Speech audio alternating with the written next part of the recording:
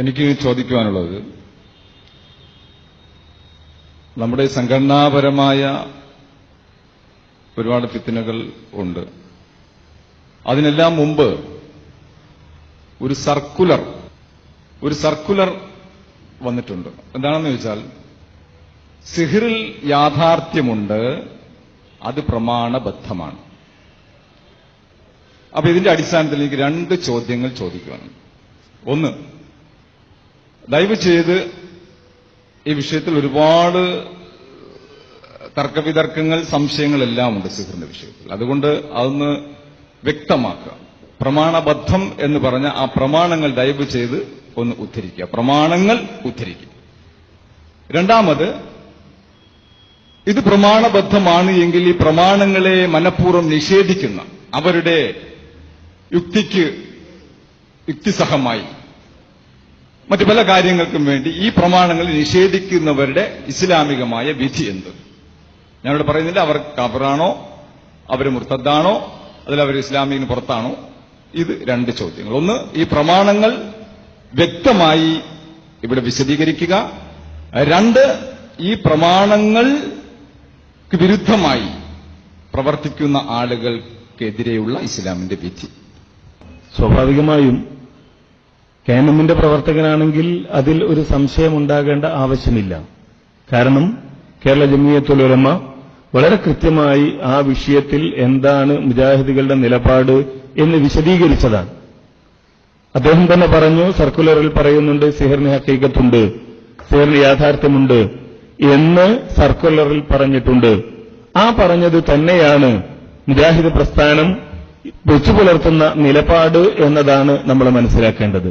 ആ നിലപാടാകട്ടെ വിശുദ്ധ ഖുർആനിന്റെയും തിരുസുന്നത്തിന്റെയും അടിസ്ഥാനത്തിൽ രൂപീകരിക്കപ്പെട്ടതാണ് എന്നതാണ്.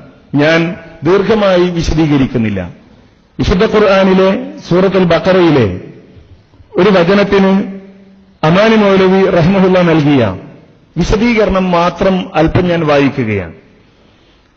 വത്തബഉ മാ തത്ലു ശയാത്തീനു അലാ മുൽക്കി സുലൈമാന വമാ കഫറ സുലൈമാന വലാകിന്ന ശയാത്തീന കഫറു എന്ന് തുടങ്ങുന്ന സിഹറുമായി ബന്ധപ്പെട്ട ആയത്ത് വിശദീകരിച്ചുകൊണ്ട് അമാനി മൗലവി റഹിമഹുല്ല പറയാൻ, ആഭിചാരം, ക്ഷുദ്രം, ഇന്ദ്രജാലം, ചെപ്പടി വിദ്യ, മായാതന്ത്രം, വശീകരണം, ജാലവിദ്യ, കൺകെട്ട്, മാരണം എന്നീ അർത്ഥങ്ങളിലെല്ലാം മൊത്തത്തിൽ ഉപയോഗിക്കുന്ന വാക്കാണ് സിഹർ.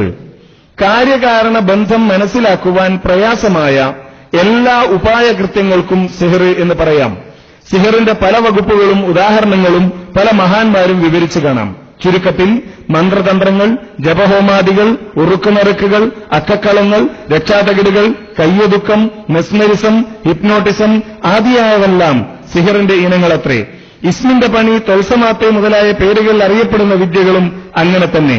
മിക്കതിലും ഭൂതം, ജിന്ന്, മലക്ക്, ദേവൻ, ദേവി, പിശാജ്, മരണമടഞ്ഞവർ, നക്ഷത്രഗ്രഹങ്ങൾ ആദിയായ ഏതിൽ നിന്നെങ്കിലുമുള്ള സഹായാർത്ഥനകളും ചില പ്രത്യേക തരത്തിലുള്ള കർമ്മമുറകളും അടങ്ങിയിരിക്കും.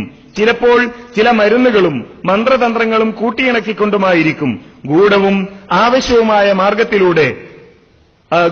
അദൃശ്യവുമായ മാർഗത്തിലൂടെ ആപത്തുകളിൽ നിന്ന് രക്ഷ നേടുക, ശത്രുക്കൾക്കും മറ്റും ആപത്ത് വരുത്തുക, മറഞ്ഞ കാര്യങ്ങൾ അറിയുക, വൻകാര്യങ്ങൾ സാധിക്കുക, ആളുകളെ തമ്മിൽ ഇണക്കുകയോ പിണക്കുകയോ ചെയ്യുക, മരണപ്പെട്ടവരുടെ ആത്മാക്കളുമായി ബന്ധപ്പെടുക, അത്ഭുതകൃത്യങ്ങൾ കാണിക്കുക മുതലായവയാണ് സിഹിറിന്റെ ലക്ഷ്യങ്ങൾ. മിക്കവാറും ഇനങ്ങൾ യാഥാർത്ഥ്യമില്ലാത്തതും തനിപ്പകുട്ടും മായയുമായിരിക്കും.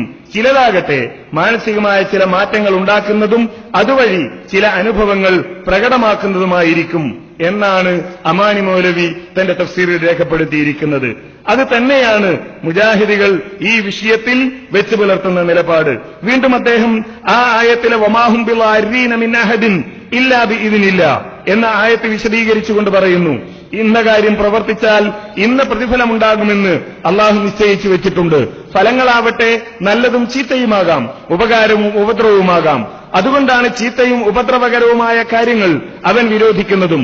ഉദാഹരണമായി, വാളെടുത്ത് മനുഷ്യന്റെ കഴുത്തിന് വെട്ടിയാൽ മരണത്തിനിടയാകുമെന്നുള്ളത് അള്ളാഹുവിന്റെ നിശ്ചയങ്ങളിൽ ഒന്നാണ്. അതുകൊണ്ടാണ് വിരോധിക്കപ്പെട്ടിരിക്കുന്നതും.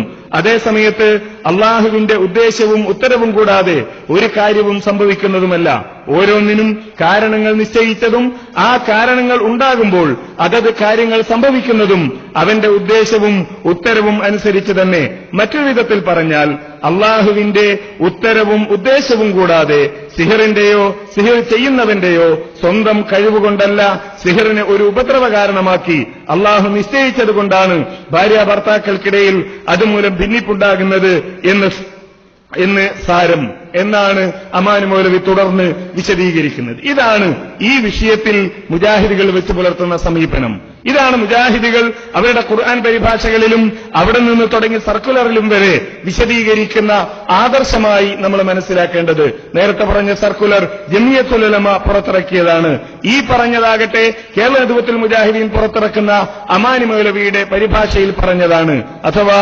കാര്യകാരണ ബന്ധം മനസ്സിലാക്കുവാൻ പ്രയാസമുള്ള എല്ലാ ഉപായകൃത്യങ്ങൾക്കും സിഹിർ എന്ന് പറയുന്നു. അതിന് ഫലങ്ങളുണ്ടാകും, അത് എങ്ങനെയെന്ന് നമുക്കറിയില്ല എന്നതുകൊണ്ട് അത് നിഷേധിക്കേണ്ടതില്ല എന്നാണ് അമാനി മൗലവി തന്റെ തഫ്സീറിൽ രേഖപ്പെടുത്തുന്നത്. ഇനി രണ്ടാമത് ഇതുമായി ബന്ധപ്പെട്ട ഒരു ചോദ്യം. ഒരാൾ ഇതിനെ നിഷേധിക്കുന്നു, തള്ളിക്കളയുന്നു, എന്ത് ചെയ്യേണ്ടതുണ്ട്, എന്താണ് അയാളെപ്പറ്റി അഭിപ്രായം എന്നാണ്. നമ്മളെ സംബന്ധിച്ചിടത്തോളം ഈ വിഷയങ്ങൾ ഇന്നോ ഇന്നലെയോ ഉണ്ടായതല്ല. ഈ വിഷയത്തിൽ ലോകത്ത് തന്നെ വ്യത്യസ്തമായ സമീപനങ്ങൾ വെച്ചു പുലർത്തുന്ന പണ്ഡിതന്മാരെ നമുക്ക് കാണാൻ കഴിയും. കേരളത്തിലും വ്യത്യസ്തമായ സമീപനങ്ങൾ വെച്ചു പുലർത്തിയ പണ്ഡിതന്മാരുണ്ട്. നിങ്ങൾക്കറിയാമല്ലോ, മടവൂർ വിഭാഗവുമായി ബന്ധപ്പെട്ട തർക്കമുണ്ടായി. അങ്ങനെ ഒരു തർക്കമുണ്ടായപ്പോൾ ഇരു വിഭാഗത്തിന്റെയും ആദർശങ്ങൾ അവതരിപ്പിച്ചുകൊണ്ട് വിശദീകരിച്ചുകൊണ്ട് പ്രബന്ധങ്ങൾ അവതരിപ്പിക്കപ്പെട്ടു. ജമിയത്തുൽ ഉലമയുടെ പണ്ഡിതന്മാരുടെ മുമ്പാകെ രണ്ട് വിഭാഗവും ഓരോ പ്രബന്ധങ്ങൾ അവതരിപ്പിച്ചു. ആ പ്രബന്ധങ്ങൾ കൈമാറി. അതിനുശേഷം ആ പ്രബന്ധങ്ങൾക്ക് മറുപടിയായി രണ്ടാമത് ഓരോ പ്രബന്ധങ്ങൾ കൂടി അവതരിപ്പിക്കപ്പെട്ടു. ആ പ്രബന്ധത്തിൽ ഈ വിഷയത്തിൽ ചോദ്യകർത്താവ് ഉന്നയിച്ച ചോദ്യത്തിന് മറുപടി നൽകുന്നത് കാണാൻ കഴിയും. ഒരാൾ സിഹിർ ഫലിക്കില്ല എന്നാണ് പറയുന്നത് എങ്കിൽ അയാളെ ആദർശ വ്യതിയാനമുള്ളവനായി പരിഗണിക്കേണ്ടതില്ല. പലരും അങ്ങനെ വിശ്വസിച്ച പല പണ്ഡിതന്മാരുമുണ്ട് എന്നതുകൊണ്ട്.